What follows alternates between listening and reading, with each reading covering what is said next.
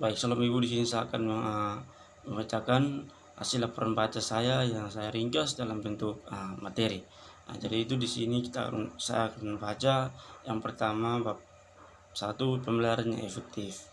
Hakikat pembelajaran Blake, Shell dan Dijkstra 2024 mengemukakan bahwa instruction is the communication between a student and a teacher express dalam UU SPN nomor 20 tahun 2003 dikemukakan bahwa pembelajaran adalah proses interaksi antara peserta didik dengan pendidikan dan sumber belajar pada suatu lingkungan belajar untuk mencapai tujuan pendidikan tertentu. Pembelajaran efektif dalam menciptakan pembelajaran saat ini, Powell mengemukakan bahwa pada umumnya guru sekarang mengakui bahwa peserta didik membawa ke kelas nilai belajar yang berbeda, profil kecerdasan yang berbeda, dan minat yang berbeda, dan guru yang paling efektif mengumpulkan faktor-faktor tersebut perencanaan dan ke dalam proses pembelajaran. Untuk menciptakan pembelajaran yang efektif, idealnya menurut Permendikbud nomor 22 tahun 2016, pelaksanaan pembelajaran harus merupakan implementasi dari rencana pelaksanaan pembelajaran RPP, yakni meliputi kegiatan pendahuluan, inti, dan penutup. Di sini kita akan ada kegiatan pendahuluan dan juga inti dan penutup. Jadi di sini kita akan baca yaitu kegiatan pendahuluan. Pembelajaran merupakan suatu tahapan pembelajaran yang sangat penting untuk dilakukan oleh guru. Pada tahap ini, guru menciptakan suatu kondisi agar peserta didik siap untuk belajar dan mempunyai motivasi yang tinggi menciptakan kondisi tersebut. Jadi menurut Polopi Borden 2009 yang perlu dilakukan guru diantaranya adalah sebagai berikut. Jadi menciptakan kekerabatan antara guru dan peserta didik sehingga tercipta suasana belajar demokratis, mengajukan pertanyaan, apresiasi meliputi kegiatan mengajukan pertanyaan yang berhubungan dengan materi sebelumnya, memberikan komentar atas jawaban yang diberikan peserta didik, dan membagikan motivasi dan perhatian peserta didik untuk mengikuti kegiatan pembelajaran. Itu dalam kegiatan pendahuluan. Mengajukan pertanyaan pretest atau penilaian awal untuk mengetahui sampai jauh mana pengalaman peserta didik berkaitan dengan bahan ajar yang akan dipelajarinya. Menyampaikan tujuan pembelajaran yang harus dicapai peserta didik dalam bahasa yang memacu semangat belajar peserta didik. Jadi kita akan masuk ke kegiatan inti. Kegiatan inti dalam Permendikbud nomor 22 tahun 2016 dikemukakan bahwa kegiatan inti menggunakan model penilaian metode pembelajaran media pembelajaran dan sumber belajar yang disesuaikan dengan karakteristik peserta didik dan mata pelajaran. Jadi di sini kita ada sikap, yang kedua ada pengetahuan, yang ketiga ada keterampilan. Jadi kita harus sebelum kita masuk ke ini itu kita harus mengetahui sikap, pengetahuan, dan keterampilan. Keterampilan diperoleh melalui kegiatan mengamati, menanya, mencoba, menalar, menyanyi, dan mencipta. Kita akan masuk dalam berikut. Berikut ini dikemukakan hal harus diperhatikan pada langkah-langkah pembelajaran efektif, yaitu mengembangkan kesadaran terhadap tempo, kecepatan pembelajaran guru itu sendiri, dan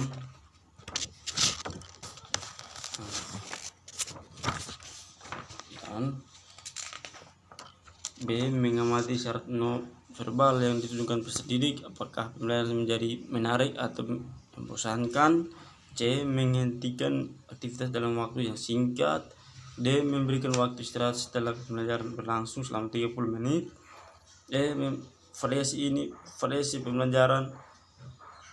Peserta didik seringkali menjadi atau kurang berminat belajar hanya melalui cara pembelajaran saja. Jadi kita akan masuk dalam kegiatan Penutup. Dalam kegiatan penutup, menurut Permendikbud nomor 22 tahun 2016, guru bersama peserta didik baik secara individual maupun kelompok melakukan refleksi untuk mengevaluasi seluruh rangkaian aktivitas pembelajaran dan hasil-hasil yang diperoleh untuk selanjutnya secara bersama menentukan manfaat langsung maupun tidak langsung dari hasil pembelajaran yang telah berlangsung, memberikan umpan balik terhadap proses dan hasil pembelajaran, melakukan kegiatan tidak lanjut dan dalam bentuk pemberian tugas baik tugas individu maupun kelompok, dan menginformasikan rencana kegiatan pembelajaran untuk pertemuan berikutnya. Brown mengumumkan bahwa kegiatan penutup sama pentingnya dengan kegiatan pendahuluan di kegiatan inti pembelajaran. Jadi Putra Dek 2003 mengumumkan hal-hal yang harus dilakukan guru dalam kegiatan akhir dan tidak lanjut pembelajaran, yaitu A.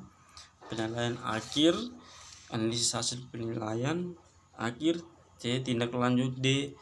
Mengumumkan topik yang akan dibahas pada waktu yang akan datang. Dan E. Menentukan kegiatan pembelajaran sementara Mulyasa dapat mengumumkan dua kegiatan pokok pada akhir pembelajaran, yaitu A. Pemberian tugas dan post test. Itu kita dalam kegiatan penutup pembelajaran. Kita akan masuk dalam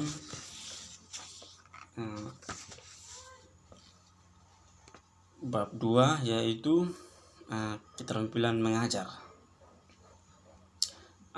Pengertian keterampilan mengajar seringkali dianggap tugas yang mudah dan hanya berkaitan dengan proses menyampaikan pengetahuan atau transfer informasi.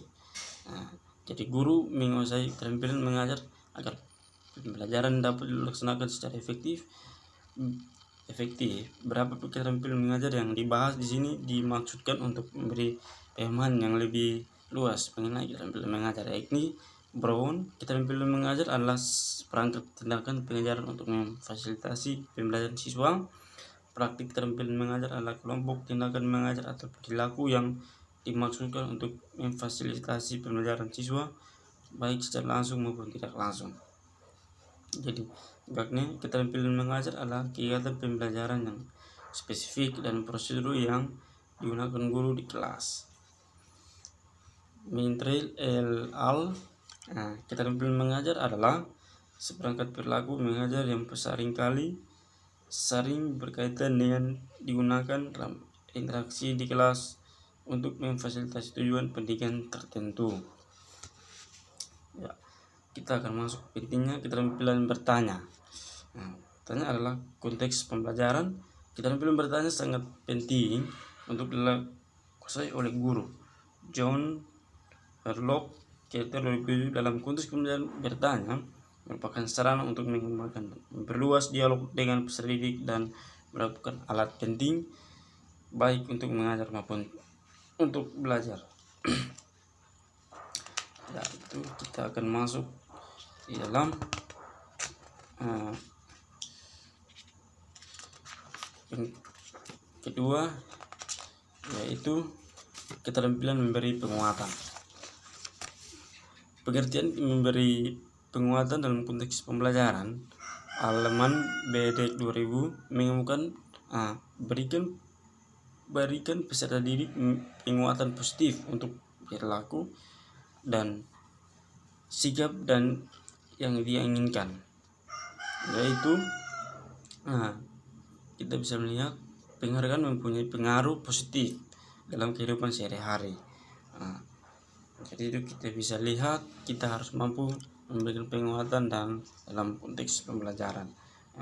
Jadi kita akan melihat untuk itu perlunya memahami dengan baik makna penguatan dan harus memiliki keterampilan dalam menggunakannya agar penguatan dapat memberikan dampak positif pada diri peserta didik, yaitu meningkatkan prestasi peserta didik, meningkatkan pengetahuan peserta didik. Ketiga, membangkitkan dan memelihara motivasi belajar peserta didik.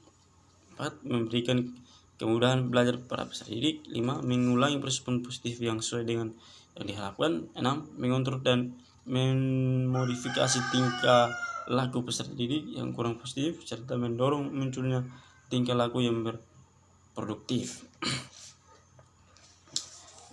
Akan masuk dalam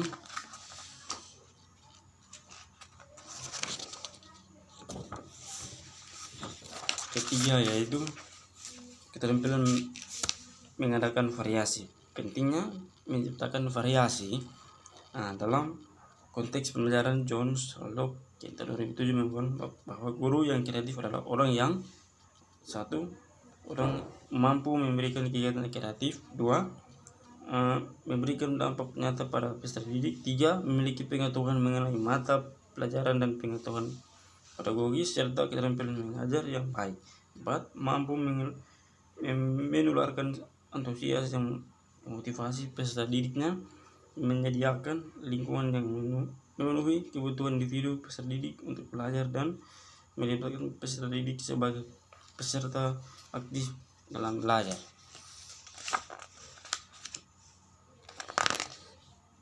Itu dalam kegiatan mengadakan variasi. Kita akan masuk dalam keterampilan menjelaskan. Pentingnya memberi penjelasan dalam konteks pembelajaran.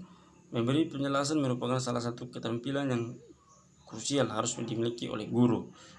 Jadi di sini kita mengenal pembelajaran akan berhasil dengan baik manakah guru memiliki keterampilan yang baik. Jadi menjelaskan merupakan aktivitas sentral antara menciptakan pembelajaran. Memberikan penjelasan merupakan seni mengajar yang erat kaitannya dengan kemampuan untuk memberi pemahaman kepada peserta didik.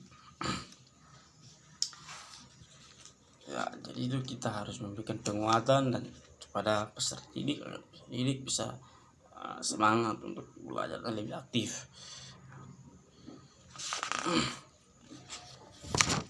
Kita akan masuk dalam keterampilan memberi dan menutup pembelajaran. Pentingnya membuka dan menutup pembelajaran. Setiap kegiatan tentu saja harus jelas awal dan akhirnya, bagaimana memulainya dan tentunya bagaimana pula mengakhirinya. Misalnya seperti kita berdoa, itu salah satu cara yang terpakai untuk mengawali atau keterampilan yang kita pakai mengawali pembelajaran atau menutup pembelajaran. Jadi di sini kita perlu tahu sedikit kegiatan membuka dan menutup pembelajaran, yaitu kegiatan membuka pembelajaran merupakan suatu proses menciptakan kesiapan peserta didik untuk belajar. Jadi itu kita akan masuk dalam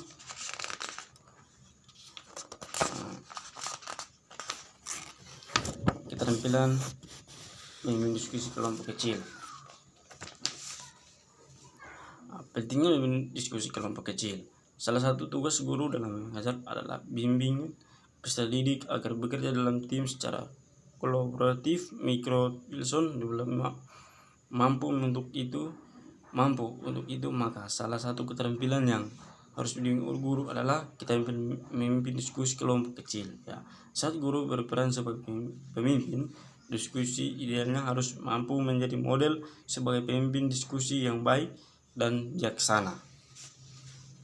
Untuk itu menurut Davis, guru yang harus mampu menciptakan kegiatan diskusi yang memfasilitasi peserta didik terlibat dalam berkolaborasi. Guru yang harus mampu memberikan kesempatan kepada peserta didik untuk mengembangkan keterampilan berkomunikasi untuk memperoleh pengetahuan dan wawasan melalui tatap muka dalam pertukaran informasi, ide dan opini dan selainnya. Kita akan masuk di dalam keterampilan mengelola kelas.